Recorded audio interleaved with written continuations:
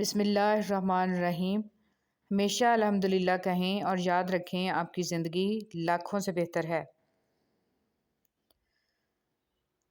اللہ تعالیٰ نے حضرت یونس علیہ السلام کی دعا قبول کی اور مچھلی کو حکم دیا کہ جو تیرے پاس ہماری امانت ہے اگل دے۔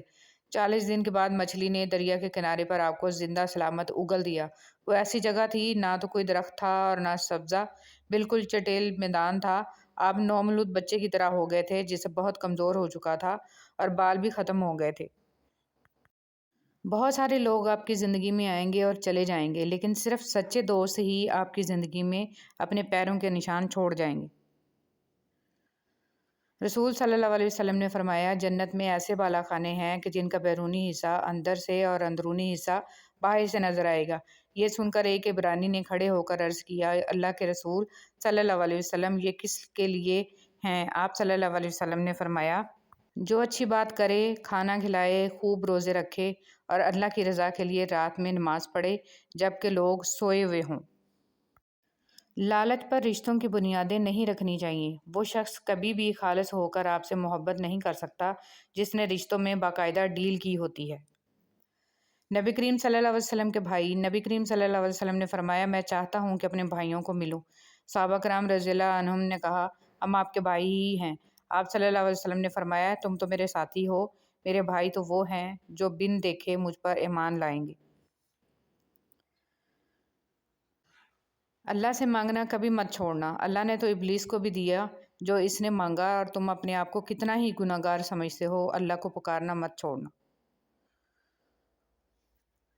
جنتی عورتیں۔ ایک بار شخص حضور صلی اللہ علیہ وسلم کی خدمت میں حاضر ہوا اور اس کی بیوی نہایت حسین تھی۔ آپ صلی اللہ علیہ وسلم نے اس شخص سے پوچھا کہ تیری بیوی تیرے ساتھ کیسا برتاؤ کرتی ہے؟ اس نے کہا، میری بیوی میری بہت قدر کرتی ہے، میری بلا اجازت گھر سے باہر نہیں نکلتی، اپنے حسن و جمال کا لحاظ نہیں، میری خدمت کا خیال کرتی ہے۔ یہ سن کر آپ صلی اللہ علیہ وسلم نے فرمایا کہ جا اور اس سے کہہ دے کہ وہ جنتی عورتوں میں سے ہے، کیونکہ باوجود حسن و جمال کے اپنے شوہر کی تابعداری کرتی ہے، اس کی بدصورتی پر نہیں جاتی۔ اس حدیث سے معلوم ہوا کہ شوہر کی خدمت کرنے سے عورت کو جنت حاصل ہوتی ہے، بالخصوص وہ عورت جو کہ حسن و جمال میں شوہر سے بڑھ کر ہے، مگر وہ حسن و جمال پر فخر کی بجائے شوہر کی خدمت پر فخر کرتی ہو۔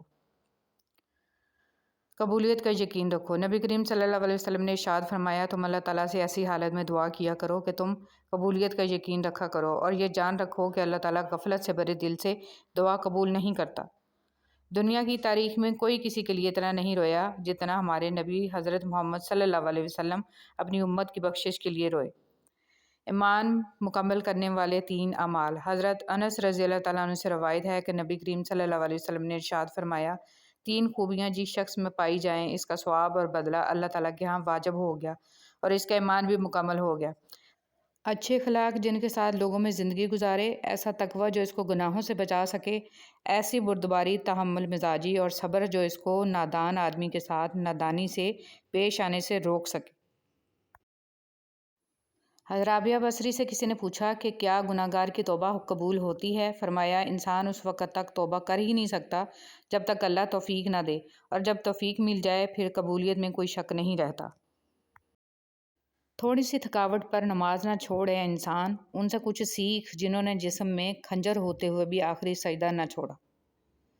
اگر بے حجاب، کھلے سر اور تنگ کپڑے پہن کر گھومنا اور اپنے چہرے یا جسم کی نمائش کرنا ماڈرنزم کہلاتا ہے تو میرے خیال میں جانور سے زیادہ ماڈرن تو کوئی بھی نہ ہوا۔